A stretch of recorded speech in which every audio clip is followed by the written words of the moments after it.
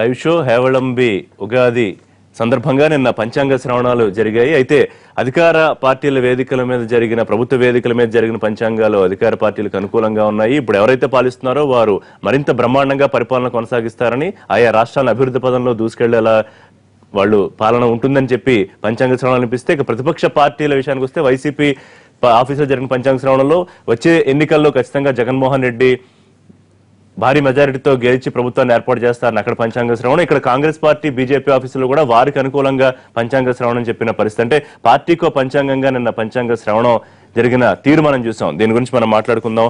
ఇక జిఎస్టీకి సంబంధించి లోక్సభలో ఆమోదం పొందింది. కాంగ్రెస్ కొన్ని అభ్యంతరాలు వ్యక్తం చేసినా సవరణలను పరిగణలోకి తీసుకునే పరిస్థితి. దీని మీద యూపీఏ హయాంలో గతంలో మేము ప్రవేశపెట్టిన బీజేపీ అడ్డుపడింది, దానివల్ల నష్టం వచ్చిందని కాంగ్రెస్ పార్టీ వ్యాఖ్యలు చేసిన తెలుగుదేశం పార్టీ ఆవిర్భావ దినోత్సవం సందర్భంగా ముఖ్యమంత్రి చంద్రబాబు నాయుడు కొన్ని వ్యాఖ్యలు చేశారు. ఈ అంశాల మీద లైవ్ షోలో మాట్లాడదాం. మనతో పాటుగా తెలకపల్లి రావు గారు, ప్రముఖ విశ్లేషకులు, సీనియర్ జర్నలిస్ట్, రచయిత మనతో జాయిన్ అవుతున్నారు. నందమూరి లక్ష్మీపార్వతి గారు, వైఎస్ఆర్సీపీ జనరల్ సెక్రటరీ, గండ్ర వెంకటరమణారెడ్డి గారు, మాజీ ప్రభుత్వ chief whip, Telangana Congress senior నాయకులు. విజయవాడ నుంచి మనకి లైవ్ లో అందుబాటులోకి వస్తున్నారు జూపూడి ప్రభాకర్ గారు, AP SC corporation chairman, Telugu Desam party నాయకులు, విజయవాడ ఎన్టీవీ స్టూడియోలో అందుబాటులో ఉన్నారు. కొద్దిసేపట్లో టీఆర్ఎస్ నాయకులు మనతో జాయిన్ అవుతారు. రైట్ రవి గారు, ముందుగా పార్టీకో పంచాంగం, సాధారణంగా పార్టీకో జెండా, పార్టీకో హంగు రంగు ఇవన్నీ ఉంటాయి. సో పంచాంగం కూడా పార్టీకి ఒకటి ఉంటుందా? అంటే గత కొన్ని సంవత్సరాలుగా ఇది మనం చూస్తున్నాం. మీ కామెంట్ ఏంటి దీని మీద? పంచాంగాలే వినిపిస్తుంటారు పాలకులు, పరివర్తనకు ప్రజలే చోదకులు. ఏ గూటి చిలక ఆ పాట, ఏ పార్టీ పంచాంగం ఆ పాట.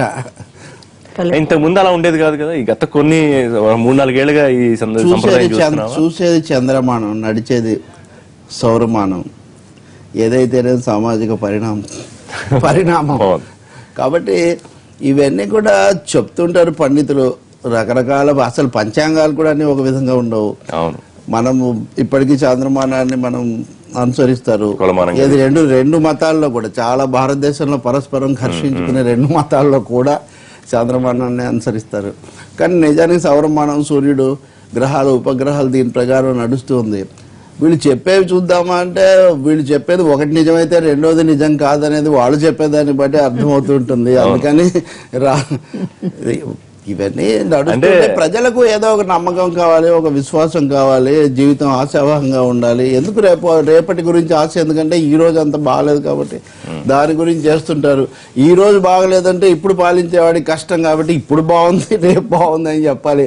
అసలు ఏది బాగలేదని చెప్పకపోతే కూడా అది నమ్మబుద్ధి కాదు కాబట్టి ఏవో కొన్ని అది బాగలేదు, ఇది బాగలేదు చెప్తూ ఉండాలి. ఇదంతా ఇందులో ఎవరి విశ్వాసాలు వాళ్ళు, వాటిని నేనేమి ప్రశ్నించడం లేదు. కానీ అక్కడెక్కడో భగవద్గీతలో చెప్పారంటారే, మీ కర్మ మీరు చేయండి, ఫలితం అనేది కలుగుతుంది, కలగకపోవచ్చు అని.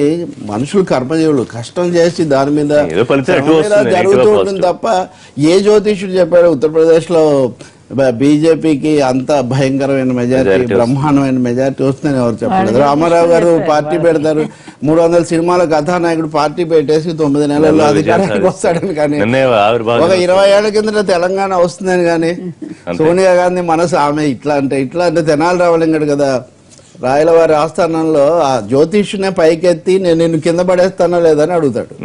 జ్యోతిష్యుని కింద పడేస్తానంటే పడేయడేమో, పడేయమంటే పడేస్తాడేమో కక్ష తీర్చుకోవడానికి, అని చాలా ఇబ్బంది పడతాడు.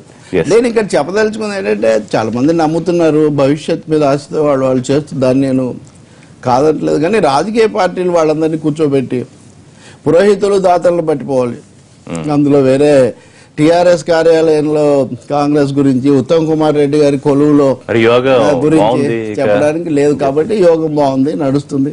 సహజంగా మనుషులు శ్రమ చేస్తున్నంత వరకు, వాళ్ళ ఆలోచనలు ఆచరణ ఉన్నంత వరకు కొన్ని ఫలితాలు కలుగుతుంటాయి, కొన్ని ప్రతికూలతలు వస్తూ ఉంటాయి.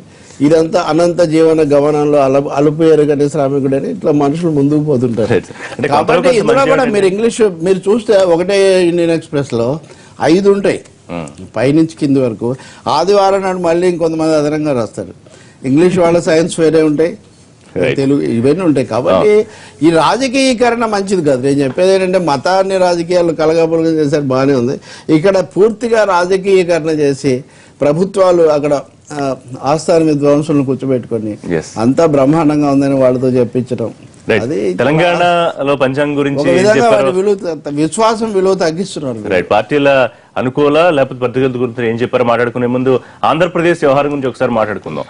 ప్రభాకర్ గారు, వచ్చే ఎన్నికలో వార్ వన్ సైడే, జగన్ జాతకం అద్భుతంగా ఉంది. ఏపీలో వచ్చేది వైసీపీ ప్రభుత్వమే, ఆయన మీద కుట్రల ద్వారా పెట్టించిన కేసులు కూడా పక్కకి వెళ్ళిపోతాయి అని చెప్పి వైఎస్ఆర్సీపీ ఆఫీసులో పంచాంగ శ్రవణం మనకి వినిపించారు.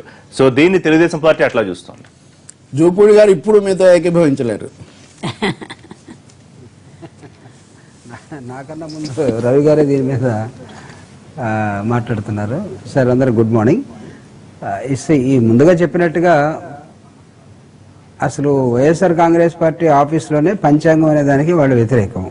కానీ వాళ్ళు పంచాంగాన్ని చెప్పించుకునే విధానాన్ని చూస్తే అందరూ చెప్పించుకుంటున్నారు కాబట్టి మేము కూడా చెప్పించుకోవాలి. పోయినటువంటి వ్యక్తి కూడా ఎప్పుడు జరుగుతానే ముందు సంవత్సరం జరిగింది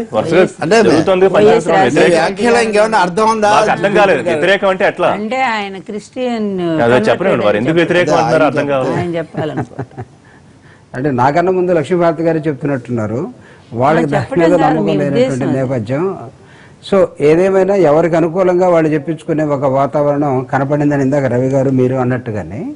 అయితే ఇక్కడ జరిగినటువంటి విజయవాడలో జరిగినటువంటి పంచాంగాన్ని ఆ శ్రవణాన్ని చూసినట్లయితే ఇది అనేకమైనటువంటి అంశాల మీద విశ్లేషణ చేస్తూ చంద్రబాబు నాయుడు గారి ఆలోచనలు ఈ రాష్ట్రంలో రాబోయే ఎన్నికల్లో వార్ వన్ సైడే, తెలుగుదేశం పార్టీ శ్రేణులన్నీ కదలాల్సిన అవసరం ఉంది. 80% మంది ప్రజలు ఈ రాష్ట్రంలో తెలుగుదేశం పార్టీ వైపు పనిచేసే విధానంలోనే, నిన్న పంచాంగ శ్రవణంలోనే కాదు, పార్టీ ఆఫీసులో జరిగినట్టు కార్యక్రమంలో కూడా ముఖ్యమంత్రి గారు మాట్లాడిన విధానం, సర్వీసులోకి మొత్తం రాగలిగితే, సేవలోకి మొత్తం రాగలిగితే ఇంకా ప్రతిపక్షం కూడా ఉండాల్సిన అవసరం లేదు అన్నట్టుగా ప్రజలు భావిస్తూ ఉన్నారు. కాబట్టి ఆ క్రమంలోనే మనం పనిచేయాలి.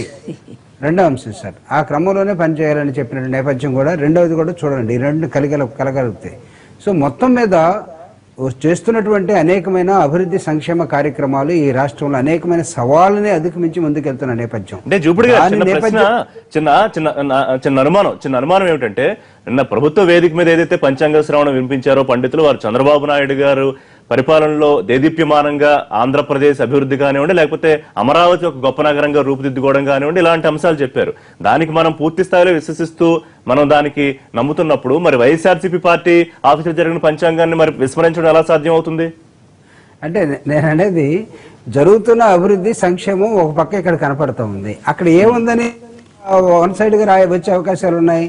అసలుకి వాళ్ళకి పంచాంగం మీద నమ్మకం లేనట్టు వ్యక్తులు వాళ్ళందరూ కూడా ఆ పంచాంగాన్ని కావాలని నేను కూడా ఉన్నాము అని వాళ్ళు చెప్పించుకునే విధానం తప్ప ఇది వాళ్ళకి నమ్మకం ఉన్న విధానం కాదు. అదే విధంగా జరుగుతున్నట్టు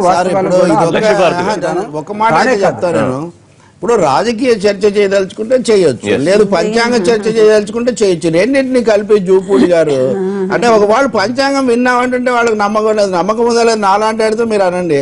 కానీ అక్కడ మీరు అన్యాపదేశంగా చెప్పక్కర్లేదు, మీరు చెప్పదలుచుకుంటే సూటిగా చెప్పండి, మత కోణంలో విభజన చేయదలుచుకుంటే.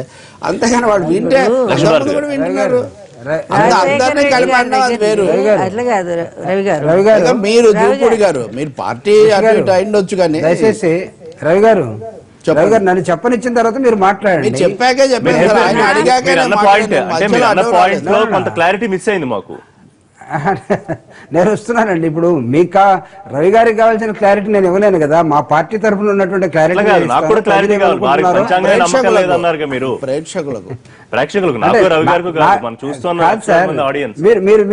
మీరు చూడండి. పంచాంగం అక్కడ లోటస్ పాండ్ లో గానీ లేదా వైఎస్ఆర్ కాంగ్రెస్ పార్టీలో గానీ పంచాంగం ఎప్పుడు ప్రవేశించింది? అక్కడ పోయిన సంవత్సరం ప్రవేశించింది, అంత ముందు ఉందా లేదనే సమాధానం వస్తుంది. లక్ష్మీభారతి గారికి ఉండొచ్చేమో కానీ, కాబట్టి అందరూ చేయించుకుంటున్నారు, మనం కూడా చేసుకోవాలనే నేపథ్యంలో వాళ్ళు. కానీ ఈ రోజు కూడా ఒకసారి అడిగా నేను, ఈ మధ్య మీకు విశ్వాసాలు పెరిగినట్టుగా ఉన్నాయి కదా అంటే, అవును అంతకు ముందు కంటే గతసారి ఉన్నప్పటికీ అవి మనుషులు మారుతూ ఉంటారు కదా పార్టీ. మనం చూసాం వారు పుష్కరాల సమయంలో కాదు. మీ ముఖ్యమంత్రి గారు ఒకప్పుడు నేను అసలు దేవుళ్ళు విగ్రహాలు నాకేమి నమ్మకం లేదు, నా కృషినే నేను నమ్ముకొని ముందు పోయే మనిషిని అని చెప్పిన ఆయన ఈ రోజు కనపడ్డ ప్రతి అంత మారిన ఆ మనిషిని గురించి చెప్పాలి ముందు ఏదైనా. ఎందుకని అవకాశవాదం అనమాట, తనకు అధికారం అనేది శాశ్వతంగా ఉండాలి అని చెప్పి అందుకని ఆయన పూజలు ఎక్కువైపోయినాయి.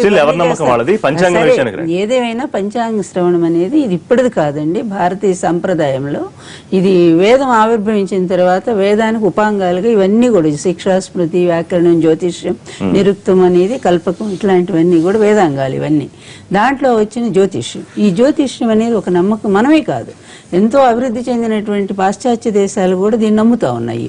మీకు తెలుసు, చరిత్రలో నోస్ట్రడామస్ అనేటువంటి ఆయన ఫ్రెంచి ఆస్ట్రాలజరు, ఆయన మొత్తము కూడా అన్ని దేశాల గురించి, రష్యా విప్లవం గురించి, చైనాలో జరిగే మార్పుల గురించి, తర్వాత భారతదేశంలో ఈ నేతల గురించి, ఇట్లాంటివన్నీ చాలా ముందుగానే ఆయన జ్యోతిష్యం గురించి, పంచాంగం ఆవిర్భావం గురించి కాదు, పార్టీలకు అనుకూల పంచాంగాలు గతంలో లేవు కదా. అదే వస్తున్నా ఇట్లా ఒక నమ్మకం అయితే జరుగుతూ వచ్చింది. పూర్వకాలం రాజులంతా కూడా ఒక మంచి ఆస్ట్రాలజీని పెట్టుకుని ఆస్థానంలో వేటకు పోవాలన్నా కూడా వాళ్ళు ముహూర్తం నిర్ణయిస్తేనే పోతుండేవారు. ఇప్పుడు మన పాలకులు కూడా, అంటే ఇది ప్రజాస్వామ్యం అయినా కూడా మన పాలకులు కూడా అదే దారిలో నడుస్తూనే ఉన్నారు. అందుకే ఈయన ఒక ఎవరంటే వర్డ్స్వర్త్ మాట అంటాడు, all the man can live high in the air, dive deep into the water, but he's unable to live on the earth. అతను భూమి మీద, తను పుట్టిన భూమి మీద ఏ స్థిర నివాసం చేయలేకపోతున్నాడు. బికాజ్ హీజ్ అవేంటంటే హీ బిలీవ్స్ ప్లానెట్స్.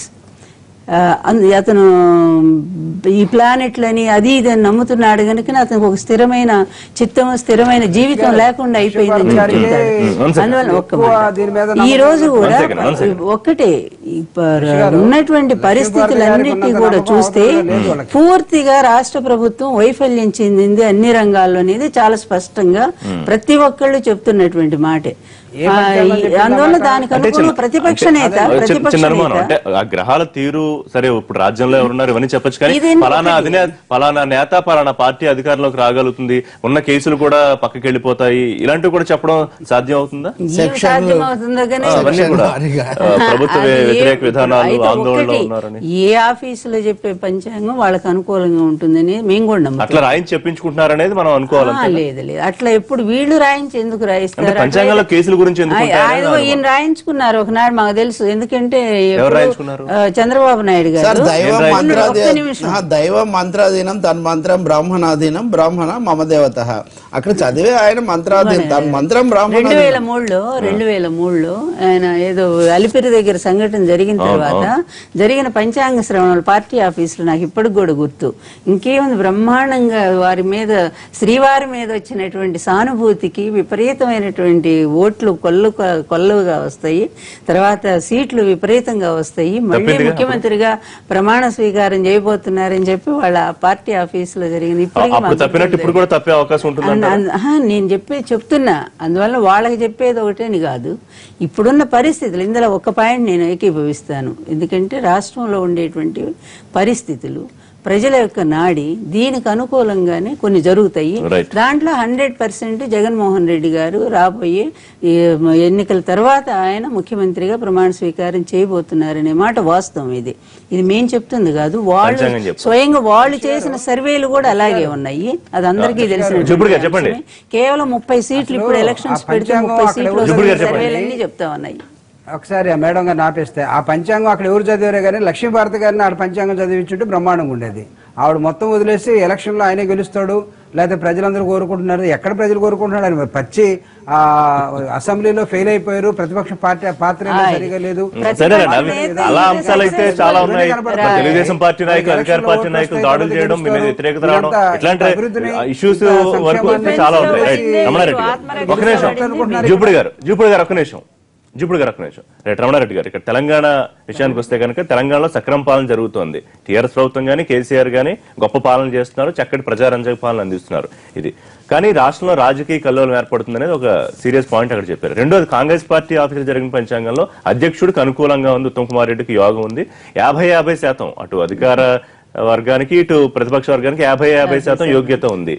అంటే 50% మీరు ఇంకో 50% పెంచుకోగలిగితే అధికారంలోకి వస్తారనే సూచనగా చూడాలా దాన్ని? అసలు ఈ పంచాంగం అనేది మొదలు అంటే నేను చిన్న ఉన్నప్పుడు కూడా పంచాంగం ఉగాది వచ్చిందంటే పంచాంగం అనేది వర్షాలు ఎట్లుంటాయి, పంటలకు ధాన్యానికి ధర ఎట్లుంటది, ఈ సంవత్సరం గాలి ఎంత, నీరెంత, తుఫాన్లు ఏమైనా ఉన్నాయా, ఈ తుఫాన్లు ఏ నెలలు వస్తాయి, రైతులం కాబట్టి ఆ రకంగా దాన్ని అంతవరకు చూసేవాళ్ళం. తర్వాత వ్యక్తిగతంగా మన రాశి ప్రకారం నీ ఆదాయం ఎంత, నీకుండే రాజ్యపూజ్యం ఎంత, లేకపోతే పొగడే వాళ్ళు ఎంత, నీ మిగులు ఎంత, నీ తగులు ఎంత, ఇంతవరకు. ఈ మధ్యకాలంలో ఇది పోయి ఇది రాజకీయ పార్టీ కార్యాలయంలో చదివేటప్పుడు ఎవరికి అనుకూలమైనటువంటిది. యాక్చువల్గా 2019లో ఎలక్షన్స్, ఇప్పుడు చదివిన పంచాంగం మళ్ళొక పంచాంగం చదవాలా, మళ్ళీ ఇంకొక పంచాంగం చదవాలి. 2019లో పంచాంగం చెప్తే లెక్క గాని 17 పంచాంగంలో అధికారంలోకి వస్తాం, ప్రతిపక్షంలో ఉంటాం. అది అసలు లాజికే లేదు. ఇది ఈ పంచాంగానికి చదివినటువంటి వాళ్ళు విని సంతోషపడే వాళ్ళకు ఇది లాజికే కాదు. ఇంకా 2 పంచాంగాలు చదవాలి. 17 అయిపోవాలి, 18 అయిపోవాలి, 19 నాడు చదివితే మనం చర్చ పెట్టాలి. నిజంగానే 19లో గ్రహ బలం మీద ఉంది, లేకపోతే రాజు సిద్ధిస్తాడు, ఈయనకు అధికార యోగం ఉంది, లేకపోతే నాకు ఓడిపోయే యోగం ఉంది, ఇది వస్తుంది. కానీ ఇది ఇంత ముందుగా ప్రిడిక్ట్ చేసి ఈ పంచాంగం 1 సంవత్సర కాలానికి వరకే, ఈ ఉగాది నుంచి వచ్చే ఉగాది వరకేటువంటి మార్పులు చేర్పులు, సంఘటనలు, యుద్ధాలు, లేకపోతే కేంద్ర ప్రభుత్వం అనుకూలత, రాష్ట్ర ప్రభుత్వాల అనుకూలం, పాలకులకు ఇబ్బంది, పాలకులు ఉంటారు, పాలకులు పోతారు, వారికి అనారోగ్యం అవుతుంది, వీరు ఆరోగ్యంగా ఉంటారు, ఇవే కదా చెప్పి ఇది సంవత్సరం వరకే చూడాలి. 17 అయిపోయినాక 18లో కూడా చదువుదాం, 19లో చదివినప్పుడు చర్చ చేద్దాం. కాబట్టి మా జూపిడి గారు కానీ లేకపోతే ఇంకెవరైనా కానీ ఎవరైనా కొంత బూస్టింగ్ వచ్చిందా కాంగ్రెస్ పార్టీకి ఏమన్నా? నేను పంచాంగంతో యోగ్యత బాగుంది సార్. ఇప్పుడు నేనైతే ఇంత ముందుగా ఈ పంచాంగానికి వచ్చే బూస్టింగ్ ఏముండదు. ఇవన్నీ కూడా రియాలిటీగా మీరు అన్నారు, జనరంజకంగా పాలిస్తున్నాడా, జనానికి వ్యతిరేకంగా పాలిస్తున్నాడా. గ్రామాలకు వెళ్తే ఊర్లలో పోయాలి చెప్తున్నారు, రుణమాఫీ రాలేదని, 2 బెడ్రూమ్లు ఇల్లు కాలేదని. అంటే ఎవరి ఒపీనియన్స్ వాళ్ళకు ఉన్నాయి. కాబట్టి ఈ రోజు మనం అంతా బాగుందంటే అంతా బాగుంది, బాగలేదంటే బాగలేదనేటువంటి చెప్తారు. కాబట్టి ఇది ఈ పంచాంగాన్ని బట్టి అధికారంలోకి ఎవరు వస్తారు ఎవరు పోతారు అనేది నేను ఏకీభవించా. ఇది కేవలం అక్కడ పంచాంగాన్ని చదివించుకునే వాళ్ళకు కొద్దిగా వాళ్ళు కూడా కొంత అక్కడ పోయి 4 మాటలు చెప్పినట్టు, ఒక బూస్టింగ్ ఇచ్చేటువంటి మాటలు వాళ్ళు చెప్పినట్టుగానే భావించారు. రవి గారు సరే, బీజేపీ ఒక మాట అంటారు మా ఆఫీసులో మాట్లాడుతూ, చదవబోతుని మేము చెప్పే ఇప్పుడు రాజకీయ పంచాంగాలు ఇవని ఒక మాట అంటారు. అందువల్ల రాజకీయం అందులో ఇంక్లూడ్ అవుతుంది. కొంచెం ఆశ్చర్యకరం. ప్రత్యేక హోదా గురించి కూడా పంచాంగంలో ఉంటుందా? ప్రత్యేక హోదా వస్తుంది, ఆ ఘనత జగన్మోహన్ రెడ్డి గారికి వస్తుందంటే కొంచెం ఆశ్చర్యం అనిపించింది. ప్రత్యేక హోదా అంటూ వస్తే క్రెడిట్ జగన్మోహన్ రెడ్డికి వస్తుందనే మాట గ్రహాలు అవి కూడా చెప్పాయని మీకు గుర్తుందా?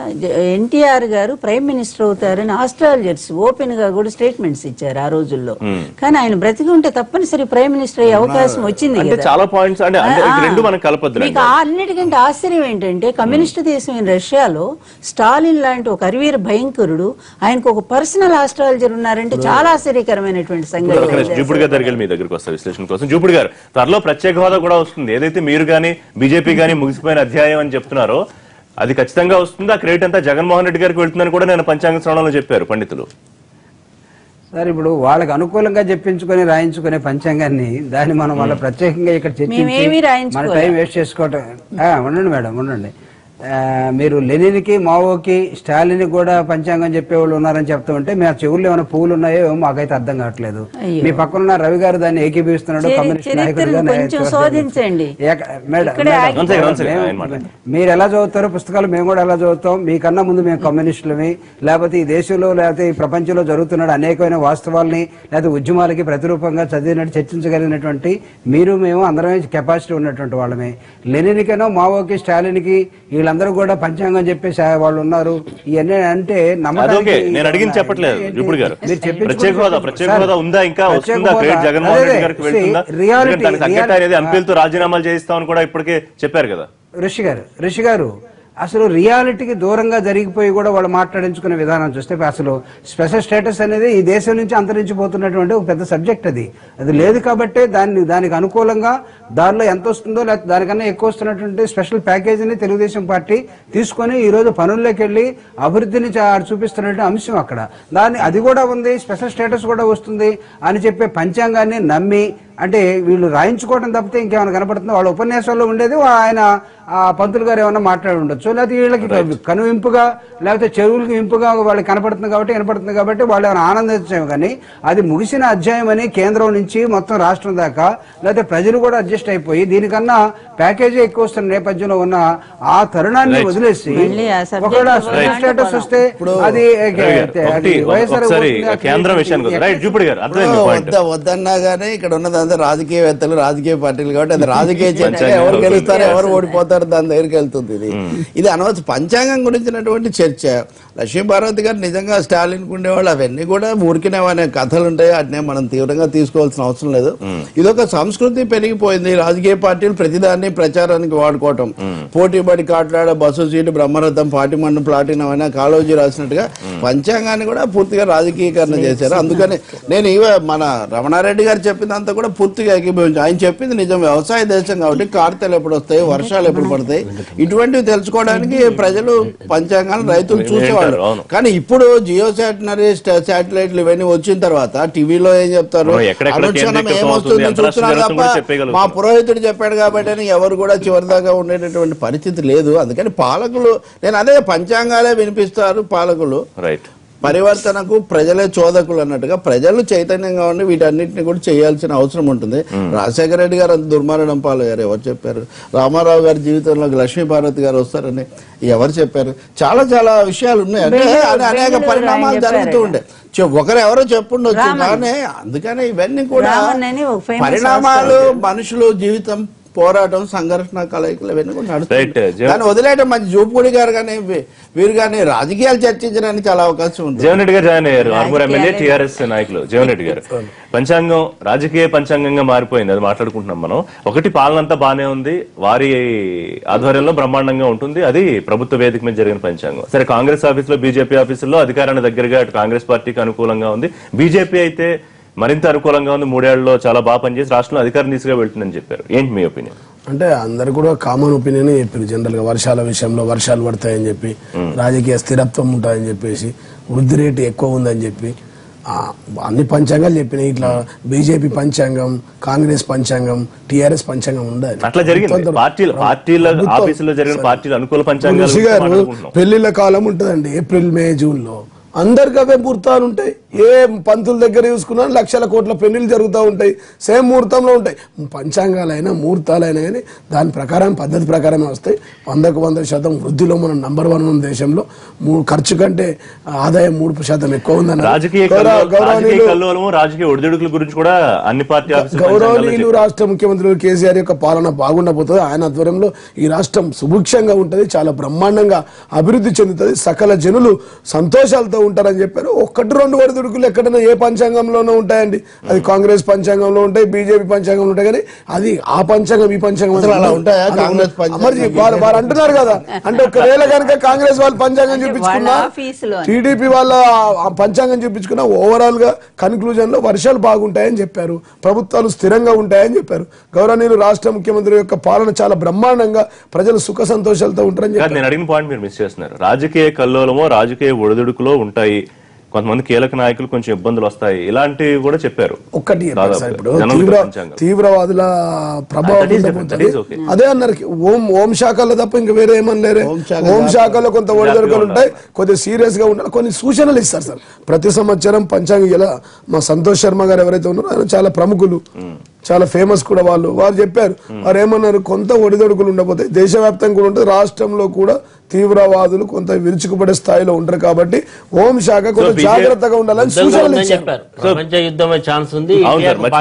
పాకిస్తాన్కు, చైనా పాకిస్తాన్ తో యుద్ధం వచ్చే అవకాశాల గురించి కూడా చెప్పారు 2019. సార్ ఇక్కడ మన రంగం చెప్తారు సార్, అదే ఇక్కడ హైదరాబాద్ లో జరిగినప్పుడు చాలా చోట్ల చాలా జ్యోతిష్ వారన్నట్టుగా అని చెప్పాడు, బ్రహ్మం తాత చెప్పింది నిత్యం జరిగే సత్యం ఇది అని. మోడీ గారికి ఇవన్నీ మోడీ గారి కేంద్రంలో బాగుంది కాబట్టి రాష్ట్రంలో బీజేపీకి బాగుందని మరి విడిగా కేంద్రం కాబట్టి మీరు చర్చ చేస్తున్నారు. కానీ ప్రపంచ యుద్ధాల గురించి పురోహితులు ఇక్కడ కూర్చొని చెప్పేటంత పరిస్థితి ఏముండదు సార్. ట్రంప్ ఏం చేస్తాడో, ట్రంప్ గెలుస్తాడో లేదో ముందు రోజు వరకు కంపెనీ తెలియదు. ఈ చర్చ నేను అనేది వినోదానికి, రెండోది అవగాహనకు కూడా. దాని పరిమితి ఏంటి తెలుసుకోవడం చాలా చాలా ముఖ్యం. ప్రచారానికి వాడుకోకుండా ఉండటం, విశ్వాసాలను, మతాలను, రాజకీయాలను కలగలుగం చేయకుండా.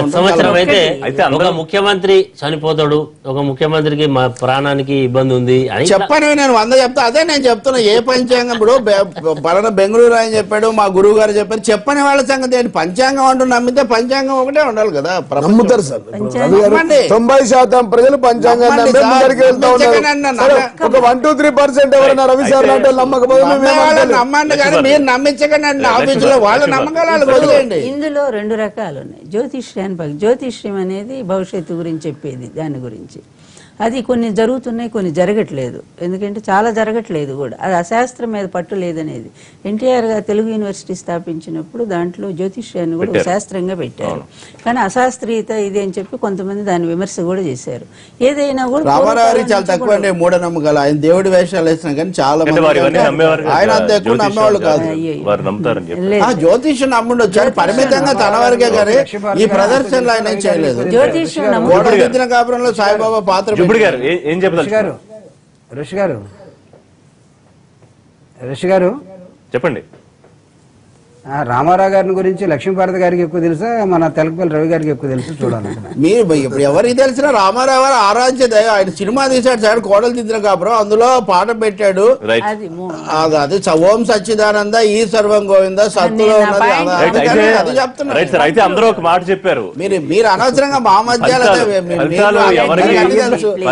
తెలుసా? నిజానికి జగన్ గురించి వైఎస్ఆర్ పార్టీ గురించి మీకు చాలా బాగా తెలుసు. మీరు రాగానే అక్కడ పంచాంగం పెట్టడమే తప్పు అని మీరు చెప్పారు. దాని లోతుల్లో వెళ్లకుండా చాలా మంచి ఫలితాలు ఎవరికి అనుకూలంగా మూఢనమ్మకాలు రామారావు గారు చాలా తక్కువ ప్రోత్సహించారు. అంతవరకు నేను చెప్పగలను ఒక అభిమానిగా, ఒక పరిశీలకుడుగా. చిన్న బ్రేక్ తీసుకుందాం. బ్రేక్ ఆయన సామూహిక కార్యక్రమాలు చేయలేదు.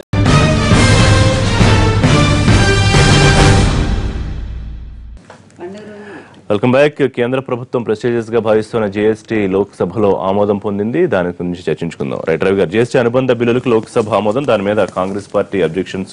నిన్న మొయిలీ గారు కొన్ని కీలక అంశాలు తీసుకొచ్చారు. వాటిని అన్నింటినీ విస్మరించి మీరు చేశారు. గతంలో మేము ప్రపోజ్ చేసినప్పుడు యూపీఏ మీరు ఒప్పుకోలేదని ఏదో ఒక ఆక్షేపణలు కూడా చూశారు. సో ఓవరాల్ గా మీ అంటే ఇది కూడా ఇంత ముందు లాంటిదే. అంటే బీజేపీ చారిత్రాత్మకంగా తెచ్చిందని ఒక వాదం కాదు. కాంగ్రెస్ ఉన్నప్పుడు తెస్తే మీరు ఆటంకపరిచారు, ఇప్పుడు ఏమో చేస్తున్నారు.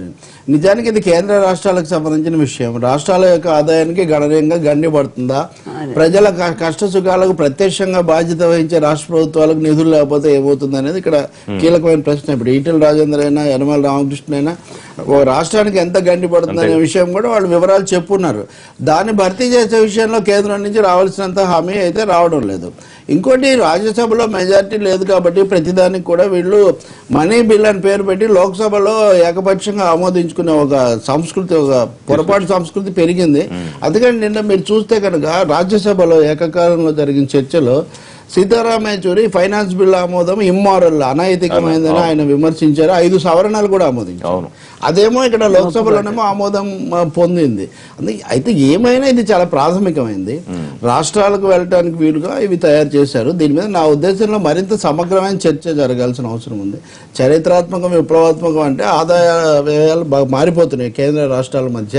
రెండోది, భారతదేశంలో విపరీతమైన వ్యత్యాసం, వైరుధ్యాలు ఉన్నాయి రాష్ట్రాల మధ్య, హెచ్చు తగ్గులు, ఎగుడు దిగుళ్ళు. ఇవన్నీ సరి చేయకుండా ఈ క్రెడిట్ కోసం దీన్ని కనుక బుల్డోజ్ చేసుకుంటే ఇప్పుడు రాష్ట్రాలకి ఆ లోటు దాన్ని పోర్చడం కోసం ఏదో ఏడాదికి 50,000 కోట్లు అయితే వైసీపీ ఎంపీ ఒక పాయింట్ రైజ్ చేశారు. 5 ఏళ్ల తర్వాత కూడా నష్టాలు ఉంటే మరి దాని గురించి ఏమిటి? మరి ఆలోచించాలి కదా. మరి ఇంత సమగ్రమైన పన్ను సంస్కరణ చేస్తున్నప్పుడు వాళ్ళు ఒకటే ఆలోచిస్తున్నారు, భారతదేశాన్ని ఏకీకృత మార్కెట్ గా చేసి ఢిల్లీలో కూర్చొని బటన్ నొక్కితే అక్కడి నుంచి కార్పొరేట్లు వాళ్ళు కలిసి అనుకుంటున్నారు తప్ప ప్రజల కోణం, రాష్ట్రాల కోణం ఇంకా చర్చ జరగాల్సిన అవసరం ఉంది. మరింత ప్రజాస్వామికంగా వెళ్ళాలి. నిన్న చేసింది మొదటి దశ. మళ్ళీ రాష్ట్రాల శాసనసభలో కూడా వీటి మీద చర్చ జరగాలి. రాష్ట్రాల హక్కుల మీద ఒక దాడి అయితే ఇతరేతరంగా జరుగుతుంది. అధ్యక్ష తరహాకు పోదాం అన్నంత వరకు ఉంది ఇప్పుడు చర్చ. రమణారెడ్డి గారు పరోక్షంగా ఎట్లా చూస్తున్నారు జీఎస్టీ? నిన్న మొయిలీ గారు కొన్ని కీలకమైన సాంకేతిక అంశాలు వదిలేశారని ప్రస్తావించారు వీరప్ప మొయిలీ గారు. ఇది జీఎస్టీ కాంగ్రెస్ ప్రభుత్వం ఆ రోజు ఉండేటువంటి దాన్ని ఇంట్రడ్యూస్ చేయాలనుకుంటే ఆ రోజు బీజేపీ దీన్ని ఎంకరేజ్ చేసింది, ఆబ్జెక్ట్ చేసి అది అవసరం లేదనేటువంటి సరే ఈరోజు వాళ్ళు తీసుకొచ్చారు. ఆపోజిషన్ పార్టీస్ కొన్ని సవరణలు, కొన్ని సాంకేతిక అంశాలు లేవట్టినప్పుడు నిజంగా గవర్నమెంట్ పాజిటివ్ దృక్పథం ఉంటే వాటిని కూడా పరిగణలోకి తీసుకొని దాని మీద ఫుల్ డిబేట్ చేసి అవసరమైతే కొన్ని మార్పులు చేర్పులు చేయాల్సి. కానీ ఏకపక్షంగా ఏం మార్పు లేకుండా బిల్ యాస్టిగా ఆమోదించడం అంటే బీజేపీ ఏంటంటే మేము అనుకున్న పద్ధతిలోనే సభ నడుపుతాము, మేము అనుకున్నట్టే బిల్లు పాస్ చేస్తాము అనేటువంటి పద్ధతిలో చేశారు. తర్వాత స్టేట్ గవర్నమెంట్స్ కూడా కొన్ని ఆబ్జెక్షన్స్, అంటే రెవెన్యూ డెఫిసిట్ ని ఎట్లా ఇస్తారు, మరి 5 years తర్వాత వచ్చేటువంటి దాన్ని మరి ఇంకా కంటిన్యూ ఉండేది. కేంద్ర ప్రభుత్వం యొక్క ఆధిపత్యం దీంతో అయితే కొద్దిగా ఎక్కువ అయ్యే అవకాశం అవుతుంది.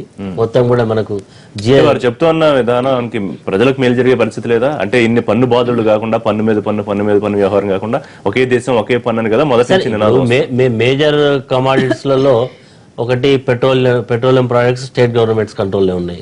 తర్వాత సరే లిక్కర్ ఇవన్నీ కూడా కొన్ని ఇప్పుడు మేజర్ గా ఎవ్రీడే కన్జ్యూమర్ వాడుకునే దాంట్లో ఒక టూత్ పేస్ట్ ఇవ్వాలి అనుకుంటే మళ్ళీ నెల రోజుల దాకా కొనుక్కునేది. కానీ ఈ రోజు పెట్రోల్ డీజిల్ కానీ లేకపోతే ఇంకా మిగతా అంటే పెట్రోల్ డీజిల్ అయితే వాహనం ఇవన్నీ స్టేట్ గవర్నమెంట్ వచ్చే తర్వాత కన్జ్యూమర్ అంటే ప్రొడ్యూస్ చేసేటువంటి కొన్ని స్టేట్స్ అయితే మాకు డెఫిసిట్ వస్తుంది.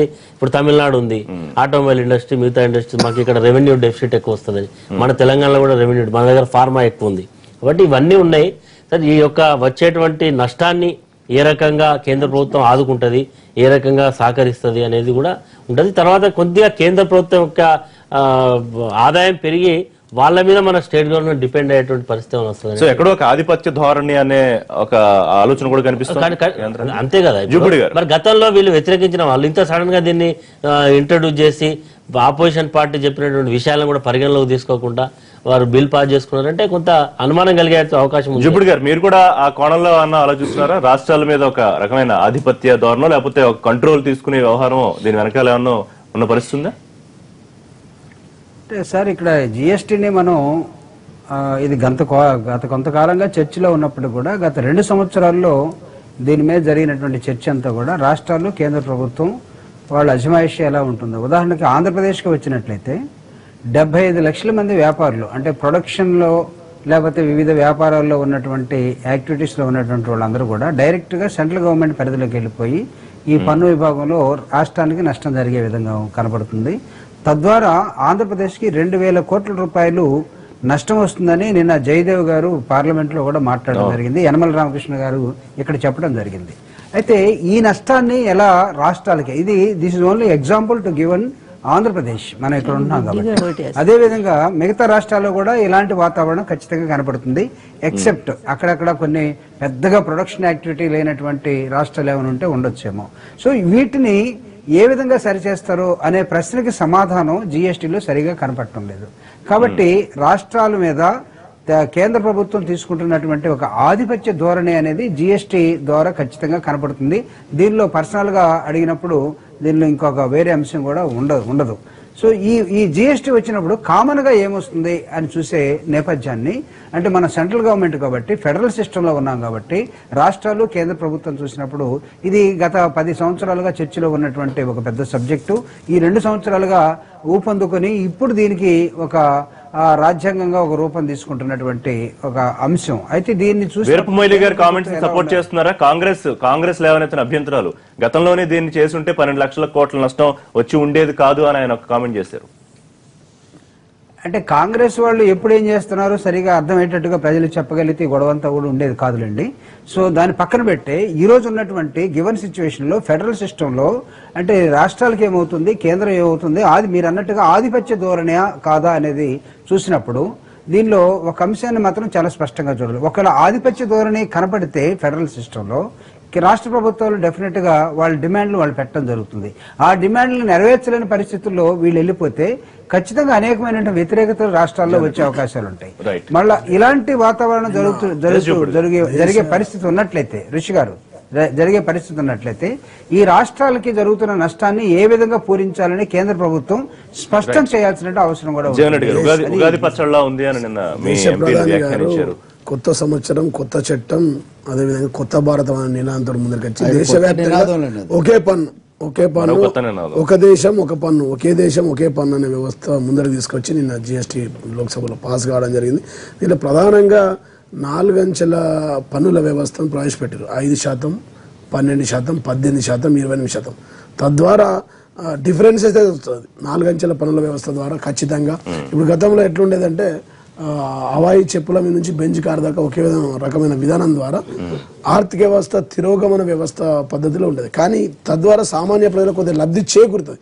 అది నిన్న ఆర్థిక మంత్రి అరుణ్ జైట్లీ గారు చెప్పినట్టు కొంత తగ్గుతుందా, కొంత ఎక్కువ తగ్గుతుందా, కొంత తక్కువ తగ్గుతుందా, మొత్తం మీదనైతే సామాన్య ప్రజలకు లబ్ధి చేకూరే విధంగా ఉండబోతుందని చెప్పి ఒక మాట అయితే. రాష్ట్రాలను కేంద్ర ఆధీనంలో ఉండే విధంగా ఇంకో వ్యవస్థ రూపొందబడుతుంది కాబట్టి మరి రాష్ట్రాల యొక్క నష్టం ఏదైతే ఉందో రానున్న 5 సంవత్సరాలు పూడుస్తా అంటారు. అది ఏ విధంగా రాష్ట్రాల ఆర్థిక వ్యవస్థ నష్టపోయే విధానాన్ని పూడ్చే విధానం ఏ విధంగా ఉండబోతుందో కూడా కేంద్రం చాలా స్పష్టంగా చెప్పాల్సిన అవసరం ఉంది. వాటితో పాటు ఈ 2005లో కాంగ్రెస్ ప్రభుత్వంలో ఉండే ఈ కాంగ్రెస్ బీజేపీ మధ్యలో పంచాది వల్ల ఇద్దరి వల్ల ఈ దేశానికి ఓవరాల్ గా ఒక 12 నుంచి 15 లక్షల కోట్ల నష్టం జరిగింది. అప్పుడే 2005లో కానీ ఆనాటి ప్రతిపక్షం బీజేపీ కావచ్చు, లేకపోతే ఈనాటి ప్రతిపక్షం కాంగ్రెస్ కావచ్చు, మధ్యలో కొంత కోఆర్డినేషన్తో వెళ్ళి ఆ బిల్ పాస్ చేసి ఉంటే ఇప్పటికే దేశం ఆర్థికంగా అభివృద్ధి చెంది ఉండేది. ఏదైతే ఈ నష్టపోయిన 12 లక్షలకు పూర్తి కారణం గతంలో కాంగ్రెస్ బీజేపీలు అని చెప్పి సందర్భంగా తెలియజేస్తున్నా. ప్రధానంగా ఏంటంటే మరి ఖచ్చితంగా ఆ డిఫరెన్సెస్ 4 అంచెల పన్నుల వ్యవస్థ ద్వారా సామాన్య ప్రజలకు భారం పడకుండా, అదేవిధంగా విలాసవంతమైన వస్తువులపై 40%, ఆరోగ్యానికి హానికరం చేసే వస్తువులపై లిక్కర్, సిగరెట్ లాంటిపై 50% వేయడం వల్ల కూడా అది మంచి పద్ధతి అని చెప్పి లక్ష్మీభారతి గారు. ఏదైనా ఇప్పుడే ప్రారంభమైంది. ఇది అంచెలంచెలుగా అది ఎట్లా అంటే వినియోగం వచ్చిన తర్వాత దాని నష్టాలు ఏంటనేది రాష్ట్ర ప్రభుత్వాలకు అర్థమవుతాయి. అయితే ఇందులో ఏంటంటే ఒక్కటి, ప్రతి అసెంబ్లీ కూడా తీర్మానం చేయాలి దీని మీద. ఒప్పుకుంటేనే రాష్ట్ర ప్రభుత్వాలు అది అమలు అవుతుంది, లేకపోతే ఆ రాష్ట్రంలో అది అమలు లేనట్టే కదా. కానీ ఇది చూస్తే నాకు సంజయ్ రాయబారం లాగా అనిపిస్తూ ఉంది. సంజయ్ని పంపిస్తారు పాండవుల దగ్గరికి, పాపం అసలే కష్టాల్లో ఉంటాయి. మా ఆంధ్రప్రదేశ్ని చూస్తే నాకు అదే గుర్తొస్తూ ఉంది. అసలే రాజధాని లేక అవస్థలు పడుతున్నటువంటి ఆంధ్రప్రదేశ్ ఇప్పుడు ఈరోజు జీఎస్టీ బిల్లు వస్తే మాత్రం తప్పనిసరిగా నష్టం. ఎందుకంటే ప్రత్యేక హోదా లేదు అక్కడ, ఇప్పటికీ కూడా రెవెన్యూ లోటు భర్తీ కాలేదు, ఇవ్వలేదు కేంద్ర ప్రభుత్వం. ఇట్లా కొంచెమే ఇచ్చారు. ఇట్లాంటి పరిస్థితుల్లో ఈ జీఎస్టీ బిల్లు ఇప్పుడు ఆయన చెప్పినట్టుగా జూపిడి గారు దాదాపుగా ఈ వ్యాపారస్తులు కట్టే పన్నంతా కూడా కేంద్రానికి వెళ్ళిపోతుంది. అప్పుడు రాష్ట్ర ప్రభుత్వం నిన్న ఒక చెప్పారు ఏంటంటే భూముల అమ్మకాలు, అదేవిధంగా ఇళ్లు కొనుక్కున్న ముందు వాటి మీద కూడా జిఎస్టీ బిల్లులోనే పెట్టారు. ఆ తర్వాత ఏమో గొడవ వచ్చేసరికి అది పక్కన పెట్టి తర్వాత ఏంటంటే అద్దెలు, లీజుకి ఇవ్వటం, స్థలాలు, ఇవన్నీ కూడా దీనికి సంబంధించి మాత్రం కంపల్సరీగా జిఎస్టీలోకే వెళ్ళిపోతాయట.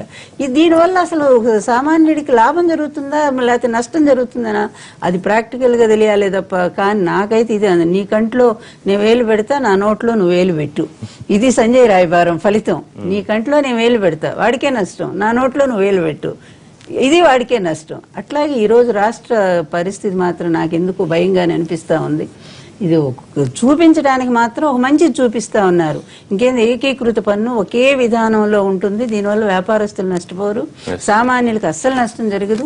ముఖ్యంగా ఈ రోజు ఉపయోగపడేటువంటి నిత్యావసర వస్తువుల మీద మీకు ధరలు తగ్గిపోతాయి, సామాన్యుడు హాయిగా నిద్రపోవచ్చు అనేటువంటిదేమో వాళ్ళు పిక్చర్ ఇస్తా ఉన్నారు. కానీ ప్రాక్టికల్ గా చూస్తే రాష్ట్ర ఆదాయాలు ఎంతెంత కోల్పోతాయి అనే దాన్ని మాత్రం అది భవిష్యత్తులో తెలుస్తుంది. ఈ 4 అంచెల పన్నుల వ్యవస్థ వల్ల లేకపోతే అంతకుముందు డిమానిటైజేషన్ వల్ల వీటి వల్ల దేశ ఆర్థిక వ్యవస్థ తలకిందులు అవుతుందని చెప్పడం ఇది ఒక అతిశయోక్తి. వాస్తవంగా ప్రక్రియ మొత్తం ఆర్థిక వ్యవస్థ విధానాల దిశ అది మారకుండా ఈ రోజు వాళ్ళు మురిపించవచ్చు, కానీ ఒకసారి అధికారం వాళ్ళ చేతుల్లోకి వచ్చిన తర్వాత పన్ను రేట్లు అలాగే ఉంటాయి అనేది కూడా ఏం లేదు. ఎప్పటికప్పుడు పరస్పర దీంట్లో కూడా చేసుకోవచ్చు. కేంద్రీకరణ అనేది విపరీతంగా పెరుగుతున్నప్పుడు రాష్ట్రాలు నిర్లక్ష్యానికి గురవుతున్నాయి. జీవన్ రెడ్డి చెప్పినట్టు ఇదివరకు బీజేపీ అడ్డం పడింది, ఇప్పుడు కాంగ్రెస్ పార్టీ, వాళ్ళిద్దరు కూడబలుకొని దీన్ని ఏకపక్షంగా ముందుకు తీసుకొస్తున్నారు తప్పితే అంత సులభంగా ఎలా ఆమోదం పొందింది అంతే. కాబట్టి దీన్ని ఇంకొంచెం విస్తృతమైన చర్చ జరగాలి రాష్ట్రాల్లో. వచ్చే లోపల రాష్ట్రాలు కూడా మళ్ళీ మనం రామారావుని తలుచుకోవాలి. రామారావు, జ్యోతిబాసు, రామకృష్ణ హెగ్డే ఇలాంటి వాళ్ళందరూ రాష్ట్రాల హక్కుల కోసం పోరాడితే అప్పుడు మనకు సర్కారీ కమిషన్ వచ్చి పెరిగింది. ఇప్పుడు కేంద్రీకరణ విపరీతంగా పెరుగుతుంది. నా ఉద్దేశంలో టీఆర్ఎస్ కూడా ఈ విషయంలో, తెలంగాణ ప్రభుత్వం కూడా, ఈ రాష్ట్రాలు దేశం అంటే కాంగ్రెస్ బీజేపీ కాదు, అనేక ప్రాంతీయ పార్టీలు ఉన్నాయి, వామపక్షాలు ఉన్నాయి. ఇప్పుడు ఎంత లేదన్నా కాంగ్రెస్ చేతిలో చాలా రాష్ట్రాలు ఉన్నాయి, సిపిఎం కు 2 రాష్ట్రాలు ఉన్నాయి, అనేక చోట్ల ప్రాంతీయ పార్టీలు ఉన్నాయి. వీటితో సమగ్రంగా చర్చించాల్సిన అవసరం చూసుకొని పోవటం కాదు, పరిహారం కట్టడం కూడా. ఇప్పుడు 14వ ఆర్థిక కమిషన్ చాలా డబ్బులు ఇచ్చింది అన్నారు, ఇప్పటికీ అవి రాష్ట్రానికి అందులో సగభాగం నిజంగా కేటాయింపు రాలా, కాగితం మీద ఉంది. కానీ అందువల్ల ఈ విపరీతమైన కేంద్రీకరణ భారతదేశం, మొన్న వెంకయ్య నాయుడు గారు ఒకటి పెట్టారు ఉగాది నాడు, మోడీని ఆయన పిలిచారు, ఈ వివిధత భరిత్ దేశ్ హై భారతదేశ్ భరత్ వర్ష్ అన్నాడు ఆయన. ఈ వివిధత్వాన్ని కనుక గుర్తించాలంటే రాష్ట్రాలకు కూడా చాలా సముచితమైన గౌరవం ఎన్టీఆర్ గారు అది కేంద్రం ఉండాల్సిన విద్య అవసరం అన్నారు, రాష్ట్రాలు కలిస్తేనే కేంద్రం, లేకపోతే అక్కడ లేకపోతే కేంద్రమే కేంద్రం లేదు విద్య. అన్నారు. Correct. ఇది ఒక జరాసంధ సమాఖ్య లాగా ఉంది. జరాసంధుడు మొత్తం అన్ని దేశాలను కూడా ఒక సమాఖ్యను ఏర్పాటు చేసి అన్నిటి దాంట్లో తీసుకొస్తారు. Right. అతను ఏది చేస్తే అదే చట్టం. ఈ రోజు కేంద్రం కూడా అలాగే అనిపిస్తా ఉంది. We'll see. ఈ GST ద్వారా మొత్తం రాష్ట్రాల హక్కుల్ని అధికారాలన్నింటినీ కూడా తీసుకుంటారేమో అని అనిపిస్తుంది. Right. ఇంకా ప్రజాస్వామ్యంగా సమయం చర్చ జూలై జరగాలి. వరకు కానీ రాజ్యసభ ఇక్కడ కీలకమైంది, రాజ్యసభకు తీసుకురాబోదు. రాజ్యసభ రాష్ట్రాల సభ, అక్కడ రాజ్యం అన్ని అంటే రాష్ట్రాలకి రాష్ట్రం. ప్రాతినిధ్యం అన్ని మనీ బిల్లులను పెట్టి మీరు లోక్సభలోనే ఆమోదించుకుంటూ పోతే రాజ్యసభ అక్కడ ఉన్న క్లియర్ కనిపిస్తుంది. థ్యాంక్ యూ జగన్ రెడ్డి గారు, థ్యాంక్ యూ రమణారెడ్డి గారు, థ్యాంక్ యూ లక్ష్మీభారతి గారు, థ్యాంక్ యూ రవి గారు, థ్యాంక్ యూ జూపూడి గారు, విజయవాడ ఎన్టీవీ స్టూడియో నుంచి లైవ్ లోకి అందుబాటులోకి వచ్చినందుకు. ఇది వాళ్ళ లైవ్ షో. రేపటి లైవ్ షోలో తిరిగి కలుద్దాం.